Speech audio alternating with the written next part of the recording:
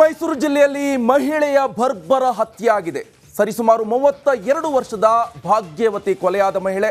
ಕೊಲೆ ಬಳಿಕ ಮನೆಯಲ್ಲಿರುವಂತಹ ವಿಮೆ, ಹಣ, ಚಿನ್ನ ಎಲ್ಲವನ್ನು ಕೂಡ ಕಳ್ಳತನ ಮಾಡಿಕೊಂಡು ಹೋಗಿದ್ದಾರೆ. ಮೈಸೂರಿನ ಪಿರಿಯಾಪಟ್ಟಣದ ಚೌತಿ ಗ್ರಾಮದಲ್ಲಿ ಈ ಘಟನೆ ನಡೆದಿದೆ. 5 ವರ್ಷದ ಹಿಂದೆ ಅಪಘಾತದಲ್ಲಿ ಮೃತಪಟ್ಟಿದ್ರು ಭಾಗ್ಯವತಿಯವರ ಪತಿ. ಇತ್ತೀಚೆಗೆ ಭಾಗ್ಯವತಿ ಅವರಿಗೆ ಪತಿಯ ವಿಮೆ ಹಣ ಬಂದಿತ್ತು ನೋಡಿ, ಅದಕ್ಕೂ ಕೂಡ ಕಣ್ಣಾಕ್ಬಿಟ್ರು ಕಳ್ಳರು. ವಿಮೆ ಹಣಕ್ಕಾಗಿ ಕೊಲೆ ಮಾಡಿರುವಂಥ ಶಂಕೆಯಲ್ಲಿ ವ್ಯಕ್ತವಾಗ್ತಾ ಇದೆ ನೋಡಿ. ಇದೇ ಮಹಿಳೆ ಕೊಲೆಯಾಗಿರುವಂಥ ಮಹಿಳೆ. ಪಿರಿಯಾಪಟ್ಟಣ ಪೊಲೀಸ್ ಠಾಣೆಯಲ್ಲಿ ಈ ಕುರಿತಂತೆ ಪ್ರಕರಣ ದಾಖಲಾಗಿದೆ.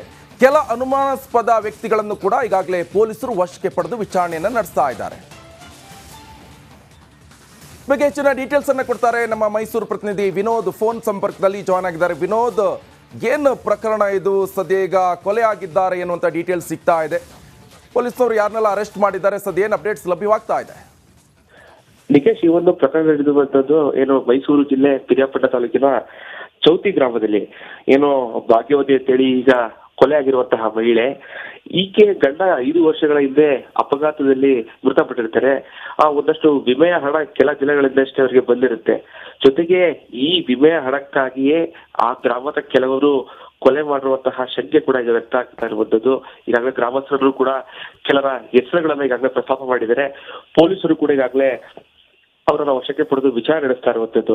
ಈಗಾಗಲೇ ಪಿರಿಯಾಪಟ್ಟಣ ಪೊಲೀಸರು ಈ ಒಂದು ಕೆಲ ಅನುಮಾನಾಸ್ಪದ ವ್ಯಕ್ತಿಗಳು ಯಾರಿದ್ದಾರೆ, ಒಂದು 4-5 ಜನ ಹೆಸರುಗಳನ್ನ ಹೇಳಿದ್ದಾರೆ.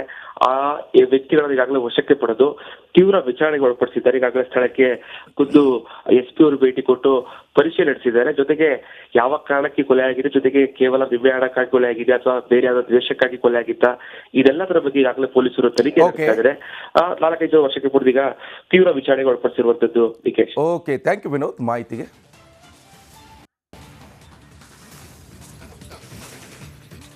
ನೋಡಿ, ಮೈಸೂರು ಜಿಲ್ಲೆಯಲ್ಲಿ ಮಹಿಳೆಯ ಬರ್ಬರ ಹತ್ಯೆ ಆಗಿದೆ. ಸರಿಸುಮಾರು 32 ವರ್ಷದ ಭಾಗ್ಯವತಿ ಕೊಲೆಯಾದ ಮಹಿಳೆ. ಕೊಲೆ ಬಳಿಕ ಮನೆಯಲ್ಲಿರುವಂತಹ ವಿಮೆ, ಹಣ, ಚಿನ್ನ ಎಲ್ಲವನ್ನು ಕೂಡ ಕಳ್ಳತನ ಮಾಡಿಕೊಂಡು ಹೋಗಿದ್ದಾರೆ. ಮೈಸೂರಿನ ಪಿರಿಯಾಪಟ್ಟಣದ ಚೌತಿ ಗ್ರಾಮದಲ್ಲಿ ಈ ಘಟನೆ ನಡೆದಿದೆ. 5 ವರ್ಷದ ಹಿಂದೆ ಅಪಘಾತದಲ್ಲಿ ಮೃತಪಟ್ಟಿದ್ರು ಭಾಗ್ಯವತಿಯವರ ಪತಿ. ಇತ್ತೀಚೆಗೆ ಭಾಗ್ಯವತಿ ಅವರಿಗೆ ಪತಿಯ ವಿಮೆ ಹಣ ಬಂದಿತ್ತು ನೋಡಿ, ಅದಕ್ಕೂ ಕೂಡ ಕಣ್ಣಾಕ್ಬಿಟ್ರು ಕಳ್ಳರು. ವಿಮೆ ಹಣಕ್ಕಾಗಿ ಕೊಲೆ ಮಾಡಿರುವಂಥ ಶಂಕೆಯಲ್ಲಿ ವ್ಯಕ್ತವಾಗ್ತಾ ಇದೆ ನೋಡಿ. ಇದೇ ಮಹಿಳೆ ಕೊಲೆಯಾಗಿರುವಂಥ ಮಹಿಳೆ. ಪಿರಿಯಾಪಟ್ಟಣ ಪೊಲೀಸ್ ಠಾಣೆಯಲ್ಲಿ ಈ ಕುರಿತಂತೆ ಪ್ರಕರಣ ದಾಖಲಾಗಿದೆ.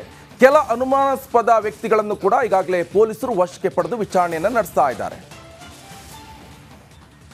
ಬಗ್ಗೆ ಹೆಚ್ಚಿನ ಡೀಟೇಲ್ಸ್ ಅನ್ನು ಕೊಡ್ತಾರೆ ನಮ್ಮ ಮೈಸೂರು ಪ್ರತಿನಿಧಿ ವಿನೋದ್. ಫೋನ್ ಸಂಪರ್ಕದಲ್ಲಿ ಜಾಯ್ನ್ ಆಗಿದ್ದಾರೆ. ವಿನೋದ್, ಏನು ಪ್ರಕರಣ ಇದು? ಸದ್ಯ ಈಗ ಕೊಲೆ ಆಗಿದ್ದಾರೆ ಎನ್ನುವಂಥ ಡೀಟೇಲ್ಸ್ ಸಿಗ್ತಾ ಇದೆ. ಪೊಲೀಸರು ಯಾರನ್ನೆಲ್ಲ ಅರೆಸ್ಟ್ ಮಾಡಿದ್ದಾರೆ? ಸದ್ಯ ಏನು ಅಪ್ಡೇಟ್ಸ್ ಲಭ್ಯವಾಗ್ತಾ ಇದೆ? ನಿಕೇಶ್, ಈ ಒಂದು ಪ್ರಕರಣ ನಡೆದಿರುವಂತದ್ದು ಏನು ಮೈಸೂರು ಜಿಲ್ಲೆ ಪಿರಿಯಾಪಟ್ಟಣ ತಾಲೂಕಿನ ಚೌತಿ ಗ್ರಾಮದಲ್ಲಿ ಏನು ಭಾಗ್ಯವತಿ ಅಂತೇಳಿ ಈಗ ಕೊಲೆ ಆಗಿರುವಂತಹ ಮಹಿಳೆ.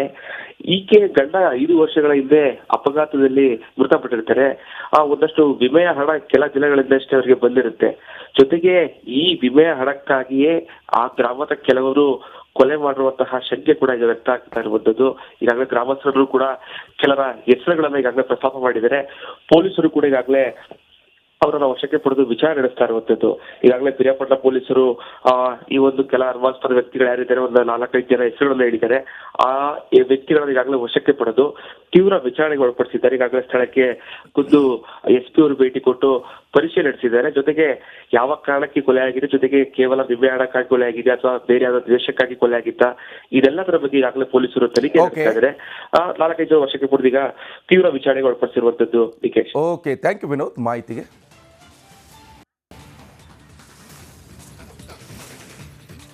ನೋಡಿ, ಮೈಸೂರು ಜಿಲ್ಲೆಯಲ್ಲಿ ಮಹಿಳೆಯ ಬರ್ಬರ ಹತ್ಯೆ ಆಗಿದೆ. ಸರಿಸುಮಾರು 32 ವರ್ಷದ ಭಾಗ್ಯವತಿ ಕೊಲೆಯಾದ ಮಹಿಳೆ. ಕೊಲೆ ಬಳಿಕ ಮನೆಯಲ್ಲಿರುವಂತಹ ವಿಮೆ, ಹಣ, ಚಿನ್ನ ಎಲ್ಲವನ್ನು ಕೂಡ ಕಳ್ಳತನ ಮಾಡಿಕೊಂಡು ಹೋಗಿದ್ದಾರೆ. ಮೈಸೂರಿನ ಪಿರಿಯಾಪಟ್ಟಣದ ಚೌತಿ ಗ್ರಾಮದಲ್ಲಿ ಈ ಘಟನೆ ನಡೆದಿದೆ.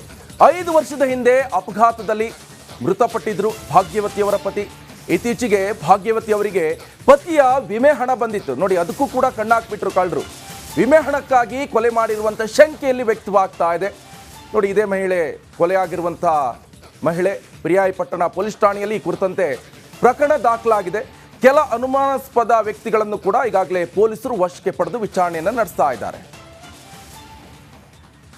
ಬಗ್ಗೆ ಹೆಚ್ಚಿನ ಡೀಟೇಲ್ಸ್ ಅನ್ನ ಕೊಡ್ತಾರೆ ನಮ್ಮ ಮೈಸೂರು ಪ್ರತಿನಿಧಿ ವಿನೋದ್ ಫೋನ್ ಸಂಪರ್ಕದಲ್ಲಿ ಜಾಯ್ನ್ ಆಗಿದ್ದಾರೆ. ವಿನೋದ್, ಏನು ಪ್ರಕರಣ ಇದು? ಸದ್ಯ ಈಗ ಕೊಲೆ ಆಗಿದ್ದಾರೆ ಎನ್ನುವಂತ ಡೀಟೇಲ್ಸ್ ಸಿಗ್ತಾ ಇದೆ. ಪೊಲೀಸರು ಯಾರನ್ನೆಲ್ಲ ಅರೆಸ್ಟ್ ಮಾಡಿದ್ದಾರೆ? ಸದ್ಯ ಏನು ಅಪ್ಡೇಟ್ಸ್ ಲಭ್ಯವಾಗ್ತಾ ಇದೆ? ನಿಕೇಶ್, ಈ ಒಂದು ಪ್ರಕರಣ ನಡೆದಿರುವಂತದ್ದು ಏನು ಮೈಸೂರು ಜಿಲ್ಲೆ ಪಿರಿಯಾಪಟ್ಟಣ ತಾಲೂಕಿನ ಚೌತಿ ಗ್ರಾಮದಲ್ಲಿ ಏನು ಭಾಗ್ಯವತಿ ಅಂತೇಳಿ ಈಗ ಕೊಲೆ ಆಗಿರುವಂತಹ ಮಹಿಳೆ. ಈಕೆ ಗಂಡ 5 ವರ್ಷಗಳ ಹಿಂದೆ ಅಪಘಾತದಲ್ಲಿ ಮೃತಪಟ್ಟಿರ್ತಾರೆ. ಒಂದಷ್ಟು ವಿಮೆಯ ಹಣ ಕೆಲ ದಿನಗಳಿಂದಷ್ಟೇ ಅವರಿಗೆ ಬಂದಿರುತ್ತೆ. ಜೊತೆಗೆ ಈ ವಿಮೆಯ ಹಣಕ್ಕಾಗಿಯೇ ಆ ಗ್ರಾಮದ ಕೆಲವರು ಕೊಲೆ ಮಾಡಿರುವಂತಹ ಶಂಕೆ ಕೂಡ ಈಗ ವ್ಯಕ್ತ ಆಗ್ತಾ ಇರುವಂತದ್ದು. ಈಗಾಗಲೇ ಗ್ರಾಮಸ್ಥರು ಕೂಡ ಕೆಲರ ಹೆಸರುಗಳನ್ನ ಈಗಾಗಲೇ ಪ್ರಸ್ತಾಪ ಮಾಡಿದ್ದಾರೆ. ಪೊಲೀಸರು ಕೂಡ ಈಗಾಗಲೇ ಅವರನ್ನ ವಶಕ್ಕೆ ಪಡೆದು ವಿಚಾರಣೆ ನಡೆಸ್ತಾ ಇರುವಂತದ್ದು. ಈಗಾಗಲೇ ಪಿರಿಯಾಪಟ್ಟಣ ಪೊಲೀಸರು ಈ ಒಂದು ಕೆಲ ಅನುಮಾನಾಸ್ಪದ ವ್ಯಕ್ತಿಗಳು ಯಾರಿದ್ದಾರೆ, ಒಂದು 4-5 ಜನ ಹೆಸರುಗಳನ್ನ ಹೇಳಿದ್ದಾರೆ. ಆ ವ್ಯಕ್ತಿಗಳನ್ನ ಈಗಾಗಲೇ ವಶಕ್ಕೆ ಪಡೆದು ತೀವ್ರ ವಿಚಾರಣೆಗೆ ಒಳಪಡಿಸಿದ್ದಾರೆ. ಈಗಾಗಲೇ ಸ್ಥಳಕ್ಕೆ ಖುದ್ದು SP ಅವರು ಭೇಟಿ ಕೊಟ್ಟು ಪರಿಶೀಲನೆ ನಡೆಸಿದ್ದಾರೆ. ಜೊತೆಗೆ ಯಾವ ಕಾರಣಕ್ಕೆ ಕೊಲೆ ಆಗಿದೆ, ಜೊತೆಗೆ ಕೇವಲ ವಿಮೆ ಹಣಕ್ಕಾಗಿ ಕೊಲೆ ಆಗಿದೆ ಅಥವಾ ಬೇರೆ ಯಾವ್ದಾದ್ರು ದ್ವೇಷಕ್ಕಾಗಿ ಕೊಲೆ ಆಗಿತ್ತ, ಇದೆಲ್ಲದರ ಬಗ್ಗೆ ಈಗಾಗಲೇ ಪೊಲೀಸರು ತನಿಖೆ ನಡೆಸ್ತಾ ಇದ್ದಾರೆ. 4-5 ಜನ ವಶಕ್ಕೆ ಪಡೆದು ಈಗ ತೀವ್ರ ವಿಚಾರಣೆಗೆ ಒಳಪಡಿಸಿರುವಂತದ್ದು. Nikesh, okay, thank you Vinod ಮಾಹಿತಿಗೆ.